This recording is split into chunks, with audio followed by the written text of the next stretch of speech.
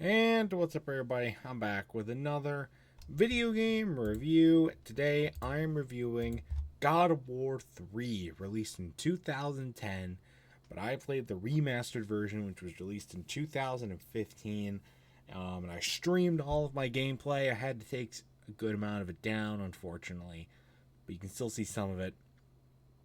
But I streamed it all, and it was pretty fun. But it also wasn't very fun.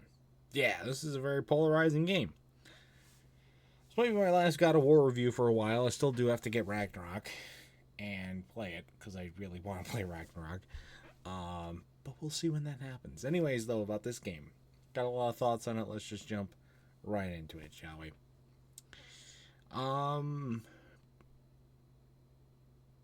I thought the opening structure of this game was very similar to the second one. Kratos was like this king god thing, and then he got brought back down and he had to go through hell. But this hell was a lot better than the first hell, so that was cool. But like the opening like battle with Poseidon, really sets the tone for the combat of this game. And that's one thing that was probably the thing I most liked about this game was the combat. I thought the combat was seamless. I thought the combat was very flowed very well. And it just was so satisfying to fight all these enemies and do all these cool things. It was really awesome. And just the enemies that you were fighting. I mean, you fight Poseidon, Hades, Hercules, and then of course you fight Zeus at the end, plus so many other ones. I thought it was just absolutely incredible. All the stuff you got. I mean, the opening thing with killing Poseidon and ripping it, decapitating him, and then you rip another guy's head off and then you use him as a lantern. You steal their items, and it's just awesome. It's just so awesome. I love it. And it was just so satisfying. And it really, I think, even including the 2018 game, this is where I think combat, as far as just like sheer intensity of what they meant to be with the Kratos character and how they portray that in game, I think this is the best that they did. The best that they could have done. This is peak God of War power at work here in God of War 3.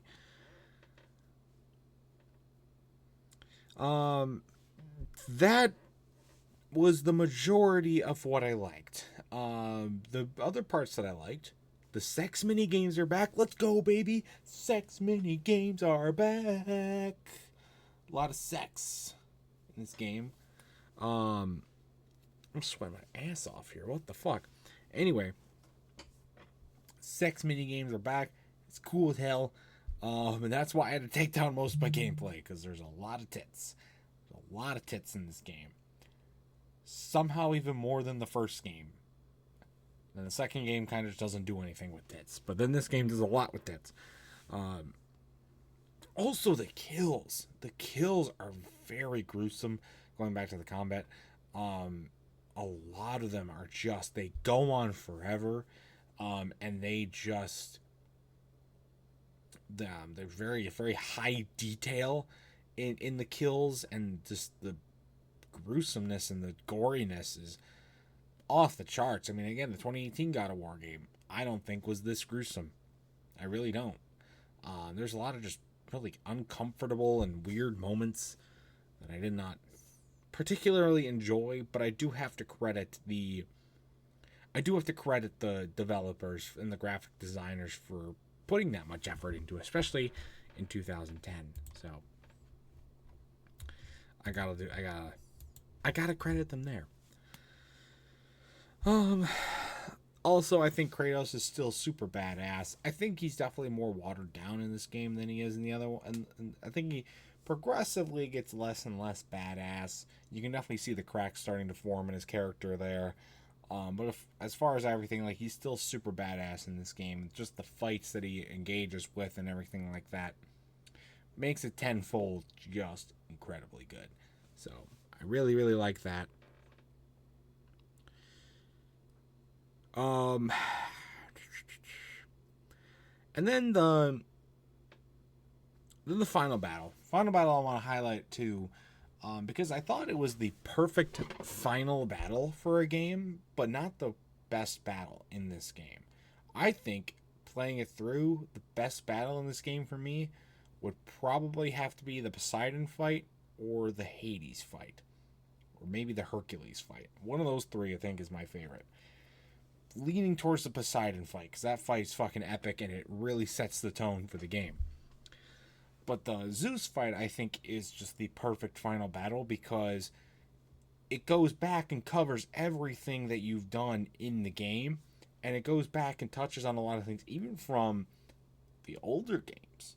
Like, there's the whole falling scene from the first game. There's a few other bits and pieces that really help develop Kratos' character that I think are perfect for, with this trilogy that it was supposed to be. It was supposed to be a trilogy.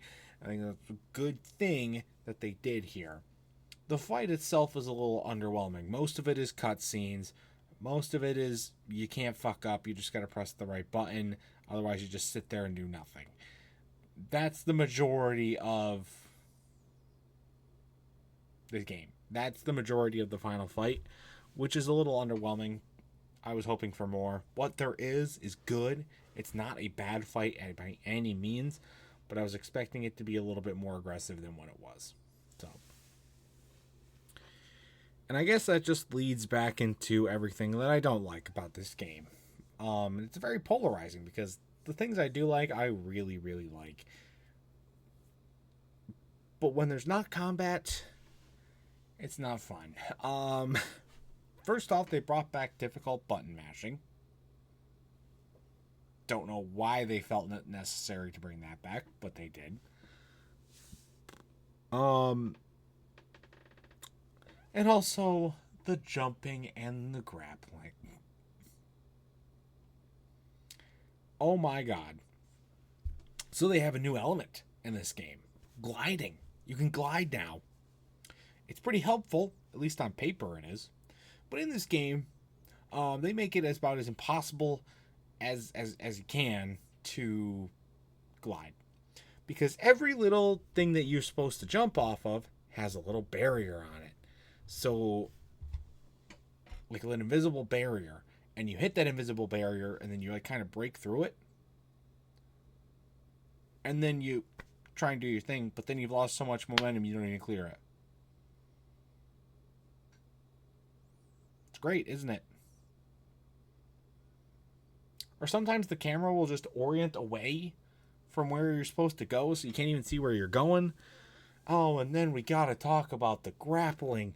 The grappling is so bad. Sometimes Kratos will go around. Sometimes Kratos will go around, and then he'll fucking do. Sometimes instead of just doing this, he just starts doing this. What the fuck are we doing here, Kratos? What are we doing? Or some other time, how about when instead midway through the game decides, yeah, let's just these grapples, they weren't creative enough, innovative enough. So how about halfway through the game, let's just substitute those out for harpies. This is probably the worst thing about this game. One of the worst things about this game. I don't know what to say about it being the worst thing. But it just is so bad. So bad. First off, it's nearly impossible to grapple onto the harpies. Second off, they do not last nearly long enough because Kratos is killing them as he's, jumping on them. Smart idea there. And they don't have nearly enough health to last the amount of time that you need to get to the point A from point B. Unless you're perfectly accurate with where you go, which most times you don't even know where you need to go because you can't see it until you're on the harpy. And then you fall all the way back down. There's this one particular puzzle where you're climbing up certain stuff and you gotta time your jumps just right to get to point A to point B so you can open up more points and do all this and that. And you can't see half the map till you're on the harpy, and then if you fall back down, you gotta do it all over again.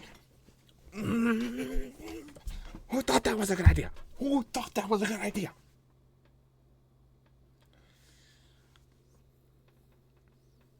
And then at some point they just like do like a mix of grapples and harpies, and I'm just like, what's the point of the harpies? The grapples were fine enough. Just go with the grapples. It doesn't make any sense. They were trying to outdo themselves. Can't do that.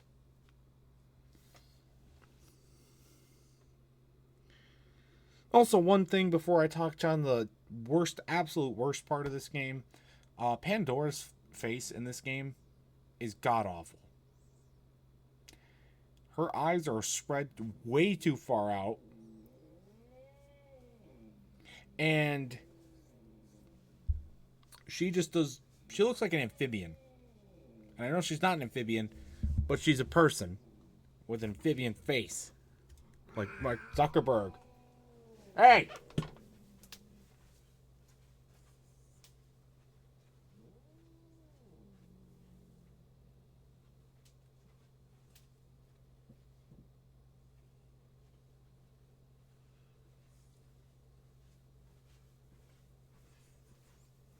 Maybe I'll edit that part out, maybe I won't. Anyway, the worst part about this game, by far, and it's the worst part of every God of War game, the puzzles. I said it before and I'll say it again. These puzzles in God of War games are so bad. They are stupid. They are horribly constructed. They are unnecessary. They waste your time. And they make zero sense whatsoever. And that's the worst part about this game. On top of the grappling, on top of the harpies, on top of you spend the whole game cycling back around to open up a portal, and then you don't even need to go through the portal, and then you do the other things, and it's just...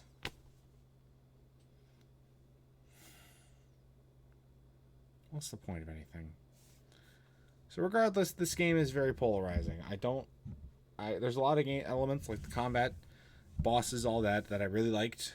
There's a lot that I did not like about this game. AKA pretty much everything else. So that's my thoughts on this game. It's going to be an honorable mention on my top 25 video games list, but it'll certainly not make the list. It's not worth it. But I thought I would put it there, just because I think it deserves an honorable mention. So my final score for God of War 3, I'm going to have to give it a good 5 out of 10. 6 out of 10, probably. 6 out of 10. I know a low score for what it is, but gotta do what you gotta do. You know, I can't rate it any higher than that. So anyways, guys, that's going to do it for this review. If you've played God of War 3, I'd love to know your thoughts about it in the comment section down below.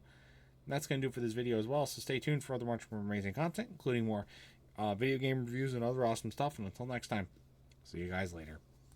Goodbye.